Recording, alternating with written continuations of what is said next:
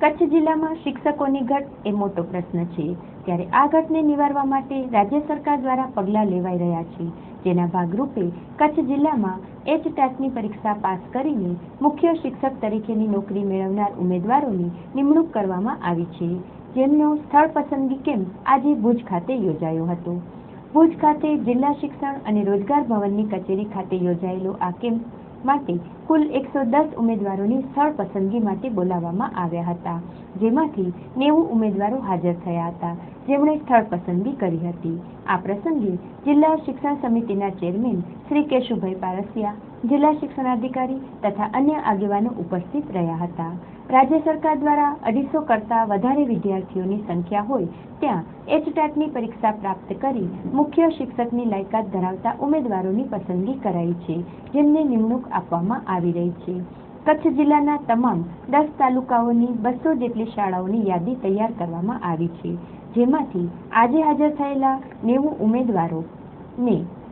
Order આપવામાં આવ્યા હતા। આ પ્રસંગે જિલ્લા શિક્ષણ સમિતિના ચેરમેન શ્રી કેશુભાઈ પારસિયાએ જણાવ્યું હતું કે મુખ્ય શિક્ષકના અભાવે અનેક મુશ્કેલીઓ પડતી હતી અને જ્યાં મુખ્ય શિક્ષક યોગ્ય લાયકાતવાળા ન મળે ત્યાં અન્ય શિક્ષકોને ફરજિયાત મુખ્ય શિક્ષકની કામગીરી સોંપવાની ફરજ પડતી હતી, ત્યારે રાજ્ય સરકાર દ્વારા ટેટની પરીક્ષા લઈને મુખ્ય શિક્ષકની ભરતી કરવાના કારણે આ સમસ્યા હલ થશે। તેમણે આ અંગે ચંચળ ન્યૂઝ સાથે વાત કરી હતી। સરકારશ્રીએ આખી ટેટ મુખ્ય શિક્ષકોની અલગ કેડર મૂકવા માટેનો જે નિર્ણય કર્યો છે, એમાં આ અગાઉ પણ કેમ્પ દ્વારા નિમણૂકો અપાઈ છે અને ઘણા સમય પછીથી ફરીથી જ્યારે મુખ્ય શિક્ષકો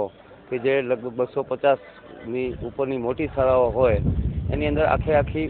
ટેટ પાસ કરેલા શિક્ષકોની અલગ કેડર સરકારશ્રીએ જ્યારે કરી રહી છે કામગીરી, એ સંદર્ભે આપણે કચ્છ જિલ્લાને 110 ઉમેદવારો મળ્યા હતા, એમાંથી લગભગ 90 ઉમેદવારો હાજર થયા છે અને એમાંથી કેટલાક શિક્ષકો સ્થળ પસંદગી નથી કરતા। એક્ઝેક્ટ ફિગર તો આપણે પૂરેપૂરું કેમ્પ સ્થળ પસંદગી થઈ જશે ત્યારે ખબર પડશે, પણ આ સરકારશ્રીનો જે પ્રયાસ છે કે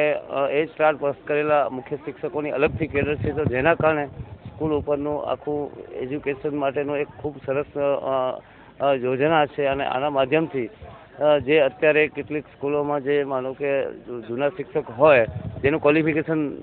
નથી હોતું છતાં પણ શિક્ષક તરીકે કામગીરી કરતા હોય, પણ એ ટેટના આ મુખ્ય શિક્ષક આવવાથી સ્કૂલના અને કામગીરી અને એજ્યુકેશનમાં ઘણો મોટી રાહત થશે અને હજી આવનારા સમયમાં પણ આની આગામી 3 તારીખની પાછી આની એક્ઝામ છે, તો આગામી સમયમાં પણ હજી આપણી ઘણી બધી સ્કૂલો કચ્છ જિલ્લાની ખાલી છે, તો આગામી સમયમાં આ શિક્ષકોની ભરતી થવાથી કચ્છના શિક્ષકો પર ઘણી બધું સારા પરિણામો મળી છે। આજે 110 ઉમેદવારો આપણને મળ્યા હતા, એમાંથી 90 જણા હાજર રહ્યા છે,